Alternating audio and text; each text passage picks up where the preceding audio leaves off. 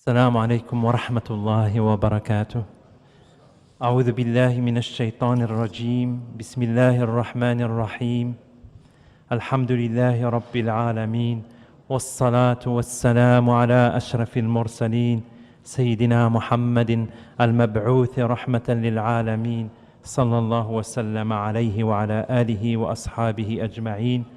اللهم لا علم لنا إلا ما علمتنا إنك أنت العليم الحكيم. اللهم علمنا ما ينفعنا وانفعنا بما علمتنا وادخلنا برحمتك في عبادك الصالحين. بارك الله فيكم.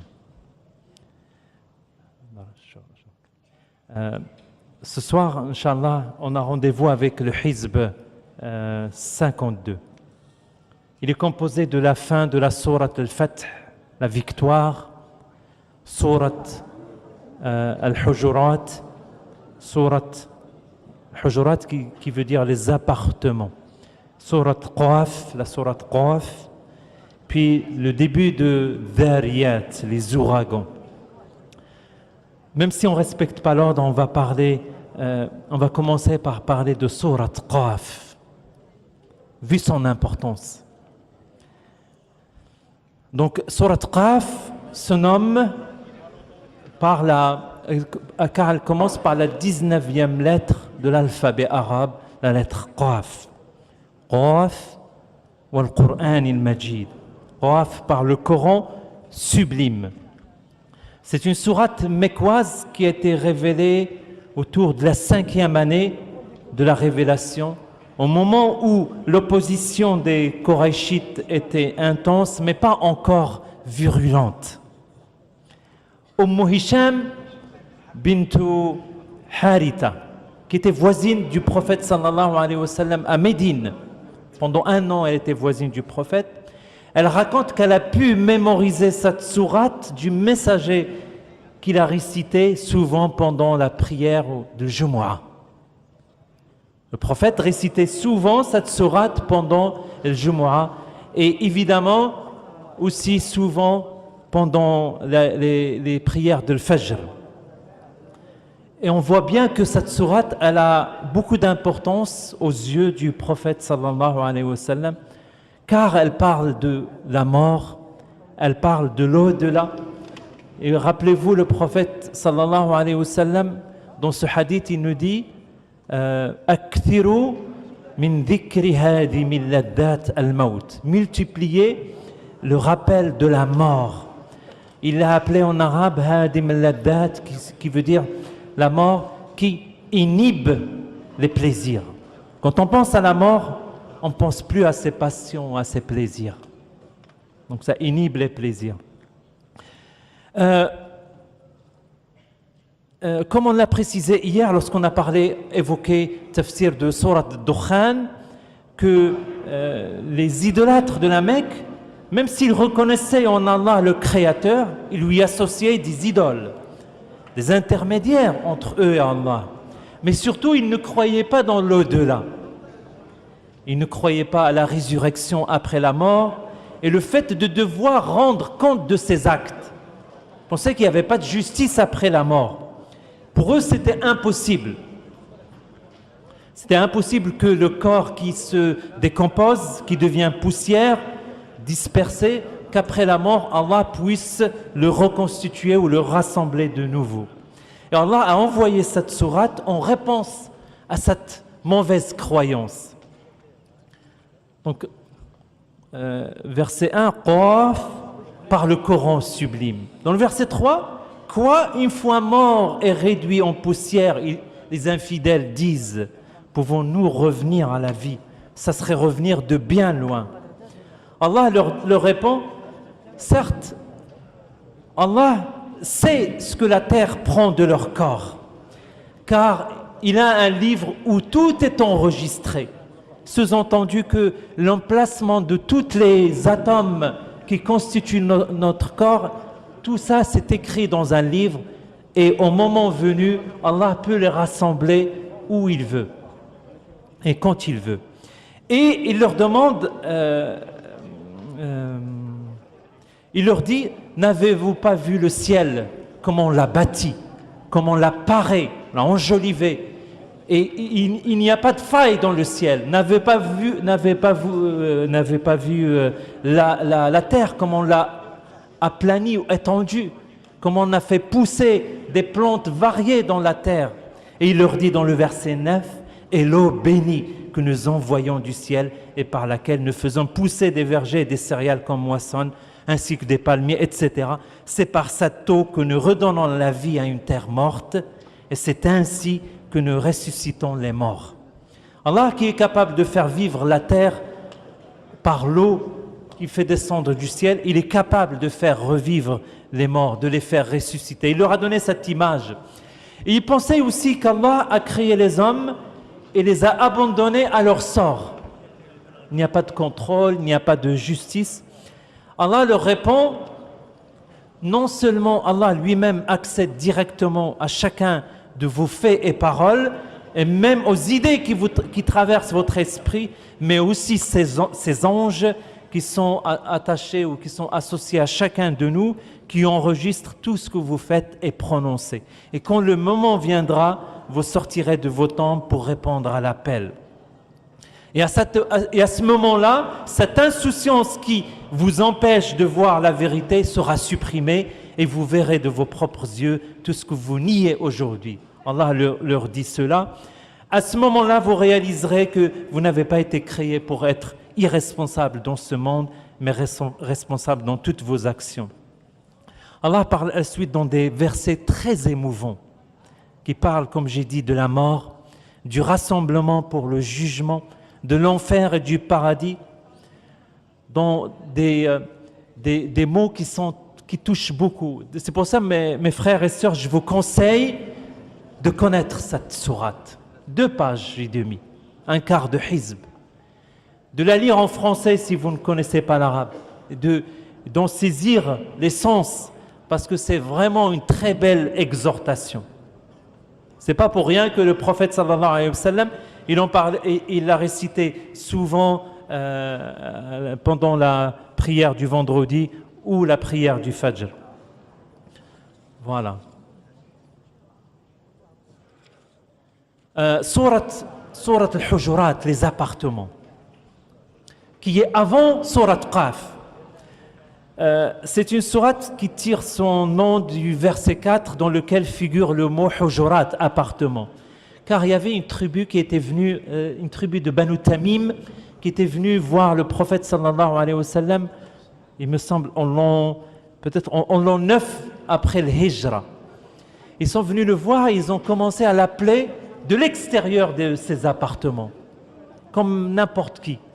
Et donc, c'est une sourate en fait qui est une compilation d'instructions et de commandements comme révélés à plusieurs occasions. Et Allah subhanahu wa ta'ala les a rassemblés dans cette sourate car ils se rapportent au même sujet qui est l'éthique et la moralité. Dans le Coran, cette sourate, c'est la sourate des bonnes valeurs, de l'éthique, de la moralité. Les 5 premiers versets leur donnent les manières qu'ils devraient observer par rapport à Allah et son messager. Ne pas lever la voix en présence du messager, ne pas l'appeler de l'extérieur de ses appartements, de le nom de la sourate comme j'ai évoqué. Le verset 6 nous ordonne de nous assurer de la véracité d'un propos, d'une nouvelle. Quand quelqu'un nous apporte une nouvelle, il faut s'assurer de sa véracité avant d'agir, avant d'en tirer des conclusions. Vérifier les sources, c'est important. Quand quelqu'un nous donne une version, parlant de quelqu'un d'autre, écoutez l'autre pour avoir la deuxième version. Des fois, on est surpris pour ne pas mal juger. Et à ce propos, beaucoup parmi nous reçoivent des hadiths, des exhortations sur WhatsApp. Et sans vérifier la véracité de ces messages, on les partage. Moi, je dis toujours, si je ne suis pas capable de vérifier si c'est vrai ou pas, je ne transmets pas. Il vaut mieux ne pas transmettre que transmettre un mensonge. Surtout si c'est un hadith qui est faible ou posé. Si c'est quelqu'un qui dit, vous dites, je ne sais pas moi, 1000 fois telle chose et il vous arrivera telle chose. Il faut se méfier, il faut vérifier. Si on ne peut pas vérifier, on s'abstient. Le verset 9 nous exhorte de réconcilier deux groupes de musulmans en conflit et combattre le groupe qui est injuste si la réconciliation n'est pas possible. Et le verset 10 déclare que les croyants sont des frères par définition. Certes, innama al-mu'minuna ikhwa fa-aslihu bayna akhawaykum wattaqullaha la'allakum turhamun. Allah nous déclare que la fraternité est un bienfait et une miséricorde d'Allah qu'il accorde aux gens pieux. Et justement, pour mériter cette fraternité, Allah donne les versets 11 et 12 qui nous exhortent à éviter tout ce qui nuit à cette fraternité. Il est interdit de se moquer des autres ou de railler les autres. Il est interdit, Allah nous dit qu'il est interdit de donner des surnoms détestables aux gens, des sobriquets. Il est interdit de conjecturer sur les gens. Su'adhan. Sufyan Thawri, qui est un grand savant, un grand imam, il raconte qu'il est rentré à la mosquée une fois, il a vu un frère, il faisait dua à Allah subhanahu wa ta'ala, il était en pleurs, la personne. Et Sufyan Thawri, en le voyant ainsi dans la mosquée, il se dit, celui-là, il doit faire de l'ostentation, il doit faire pour montrer qu'il est proche d'Allah. Il a dit, à cause de cette mauvaise pensée de mon frère, de cette conjecture, de ce su'dhan, Allah m'a empêché de faire qiyam layl pendant 5 mois. Vous voyez comment il a fait le lien avec ce péché. Et ça, c'est le signe des grands, qui ont les cœurs vivants. Quand ils font un péché, ils voient le résultat tout de suite. Donc, pendant 5 mois, ils ne pouvaient pas faire qiyam layl. Et vous savez que tout ce qu'on fait de bien, c'est grâce à la miséricorde d'Allah subhanahu wa ta'ala. C'est pour ça qu'il ne faut pas se vanter de notre pratique. C'est grâce à Allah subhanahu wa ta'ala. Il suffit qu'il y ait une petite maladie, un petit empêchement, une fainéantise et on arrête une bonne habitude. Et on l'arrête facilement. On en fait tous l'expérience. Ensuite, espionner. Il est interdit d'espionner les autres, de médire les autres. Et tous ces mots sont des graves péchés pour l'individu, mais vous voyez qu'ils sont dangereux aussi pour la société et la fraternité dans la société. On le voit donc on a, alhamdoulilah, on ressent de la fraternité dans les mosquées, mais il suffit qu'il y en ait un ou deux qui fassent des bêtises et on perd tout ça. Ensuite, le verset 13, un magnifique verset que l'on devrait connaître aussi par cœur, car il définit que l'humanité tout entière descend d'un mâle et d'une femelle, d'Adam et Hawa, et qu'il n'y a pas de mérite d'une race par rapport à l'autre, ni d'une couleur par rapport à l'autre. Ô hommes, nous vous avons créé d'un mâle et d'une femelle, et nous vous avons répartis en peuples et en tribus, afin que, ou pour que vous fassiez connaissance entre vous. En vérité, le plus méritant d'entre vous auprès d'Allah est le plus pieux. Allah est omniscient et bien informé. Si on est différent, c'est pour avoir envie de nous faire connaissance les uns avec les autres. Ce n'est pas pour faire du racisme tribal ou national, du chauvinisme. On le voit dans les mosquées. Il y en a beaucoup qui essaient de nous pousser vers ça. C'est une mosquée algérienne, c'est une mosquée turque, c'est une mosquée marocaine. On est des croyants. Et les croyants sont des frères. Celui qui est dans la vérité, on le suit, même s'il est, quelle que soit sa nationalité, quelle que soit sa race. Allah nous le dit ici. En conclusion, Allah nous prévient à la fin que l'islam est la soumission à Allah. Le mot islam veut dire soumission à Allah. Mais que la foi, al-iman, doit pénétrer dans le cœur et faire agir le croyant pour qu'il obéisse à Allah et à son messager. Le verset 15 nous dit, les vrais croyants sont ceux qui ont foi en Allah et en son prophète sans plus jamais connaître de doute, sans jamais douter et qui mettent leurs biens et leurs personnes au service d'Allah. Tels sont les croyants sincères. Pour finir, 2 versets dans lesquels Allah nous rappelle que si on est guidé à l'islam, si on est guidé vers la foi, c'est grâce à la miséricorde et à la grâce d'Allah subhanahu wa ta'ala. Et donc que personne ne se vante de son islam ou de sa foi ou de sa pratique de la religion.